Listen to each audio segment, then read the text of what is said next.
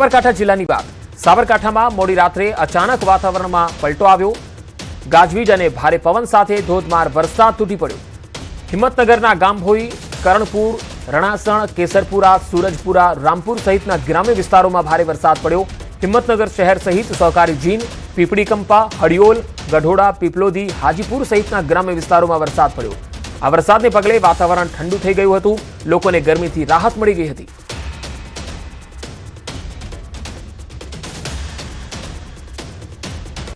અને હવે છોટાઉદેપુરની જો વાત કરીએ, છોટાઉદેપુર જિલ્લાના અનેક વિસ્તારોમાં ધોધમાર વરસાદ શરૂ થયો હતો. રાત્રે જ છોટાઉદેપુર અને બોડેલી વિસ્તારોમાં ધોધમાર વરસાદ થયો. છોટાઉદેપુર નગરના સ્ટેશન વિસ્તાર, પેટ્રોલ પંપ ચોકડી, કસ્બા વિસ્તાર, મેન હાઈવે સહિતના વિસ્તારોમાં ધોધમાર વરસાદ થયો. તો બોડેલીના અલીપુરા, ઢોકલિયા, મેન બજાર વિસ્તારમાં પણ વરસાદ થયો. વરસાદને પગલે છોટાઉદેપુર, બોડેલીના કેટલાક વિસ્તારોમાં વીજળી ગુલ થઈ ગઈ હતી. અનેક વિસ્તારોમાં અંધારપટ છવાઈ ગયો હતો. ભારે પવન અને વરસાદને કારણે લોકોને ગરમીથી રાહત મળી ગઈ હતી.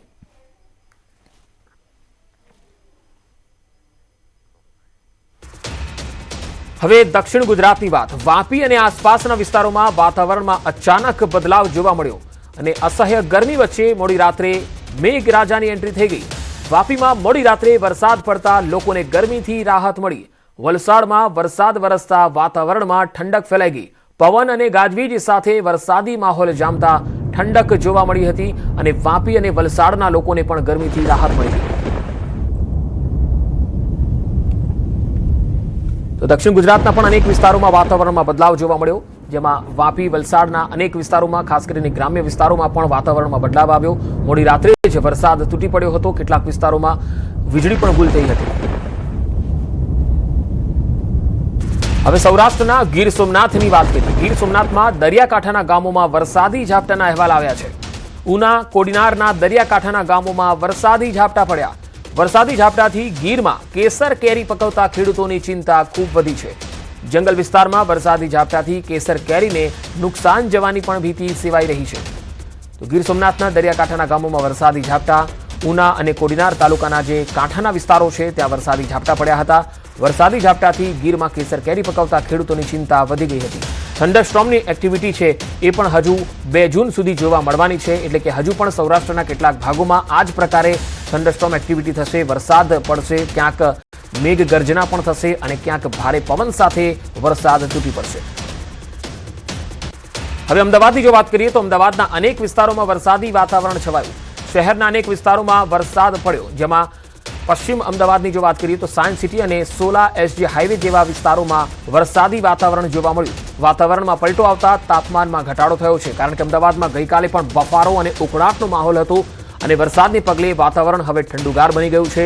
લોકોને ભારે ઉકળાટ અને ગરમીથી રાહત મળી ગઈ છે. ગઈકાલે પણ અમદાવાદનું તાપમાન 43 ડિગ્રીની આસપાસ જોવા મળ્યું હતું અને એ ગરમી અને ઉકળાટ વચ્ચે રાત્રે વરસાદ વરસતા અમદાવાદવાસીઓને રાહત મળી ગઈ. ગરમીથી રાહત થતા વાતાવરણ પણ ઠંડુ બની ગયું છે. હાલ જો કે અમદાવાદમાં વરસાદ નથી, પરંતુ રાત્રે આ જે વરસાદ પડ્યો હતો તેની આ તસવીરો છે, જેમાં પશ્ચિમ અમદાવાદના અનેક વિસ્તારોમાં વરસાદ તૂટી પડ્યો.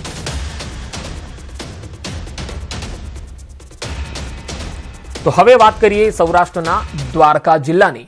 દ્વારકામાં ખંભાળિયામાં વહેલી સવારે વરસાદની એન્ટ્રી થઈ. ખંભાળિયા શહેર અને આસપાસના વિસ્તારોમાં વરસાદી માહોલ જામ્યો. ચોમાસા પૂર્વેનો આ વરસાદ આ વિસ્તારના જે ખેડૂતો છે તેમની ખેતી માટે લાભદાયી હોવાથી ખેડૂતોમાં આનંદ છવાયો છે. આ વરસાદને કારણે વાતાવરણ પણ ઠંડુગાર બની ગયું છે.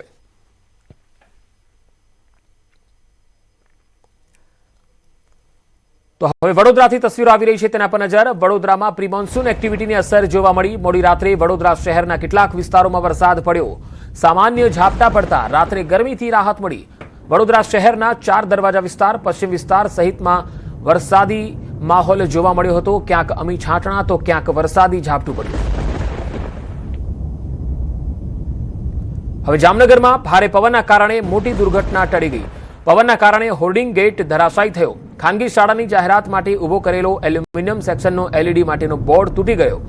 જાહેરાત માટે એલ્યુમિનિયમનો એલઈડી હોર્ડિંગ ગેટ રોડ પર લગાવવામાં આવ્યો હતો. ભારે પવનના કારણે આ હોર્ડિંગ ગેટ અચાનક ધરાશાયી થયો. હોર્ડિંગ ગેટ જ્યારે પડ્યો એ સમયે વાહન ચાલકોનો આબાદ બચાવ થયો. જરા સરખી ચૂક અહીંયા વાહન ચાલકોને ભારે પડે તેમ હતી. તાત્કાલિક ફાયર સ્ટાફ અહીંયા ઘટના સ્થળે પહોંચ્યો અને સુરક્ષા વ્યવસ્થા ગોઠવી હોર્ડિંગના ભાગોને કટર વડે કાપી સલામત રીતે રોડની સાઈડમાં ખસેડવામાં આવ્યા.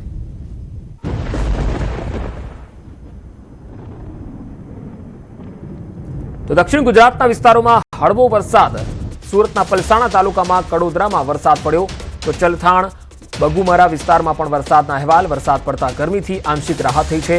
સુરત, નવસારી, વલસાડ, તાપી અને ડાંગમાં વરસાદ પડી શકે છે. તો દક્ષિણ ગુજરાતના અનેક વિસ્તારોમાં હળવો વરસાદ પડ્યો. પલસાણા તાલુકાના કડોદરામાં વરસાદ નોંધાયો. ચલથાણ બગુમરા વિસ્તારમાં વરસાદ. લોકોને ગરમીથી રાહત મળી છે. સુરત, નવસારી, વલસાડ, તાપી અને ડાંગમાં આજે વરસાદની સંભાવના રહેશે.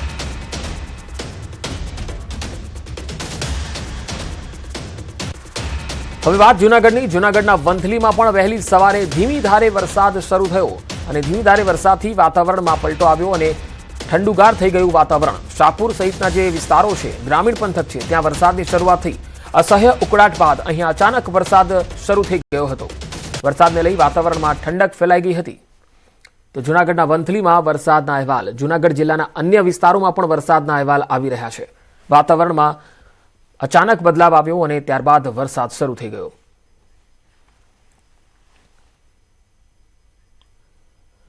દેશભરમાં ભીષણ ગરમી વચ્ચે હવે અચાનક કુદરતે રૌદ્ર સ્વરૂપ ધારણ કર્યું. દેશના અનેક રાજ્યોમાં પ્રી મોન્સૂન એક્ટિવિટીના કારણે પ્રચંડ વાવાઝોડું, મુશળધાર વરસાદ, ધૂળની ડમરીઓ અને કરા પડ્યા.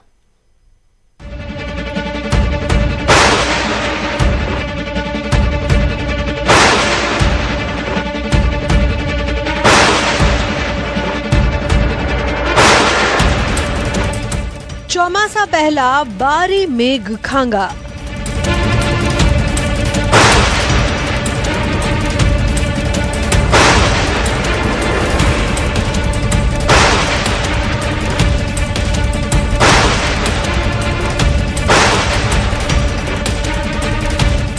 તોફાની વરસાદથી તણાવા લાગ્યા વાહનો.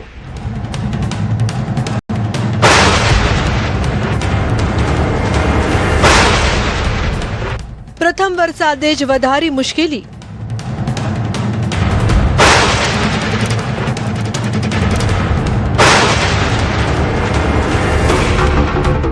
ક્યાંક પડ્યા કરા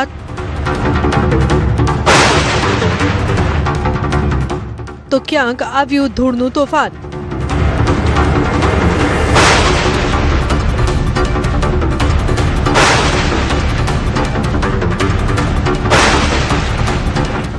રાજસ્થાનના સવાઈ માધોપુરના દ્રશ્યો છે.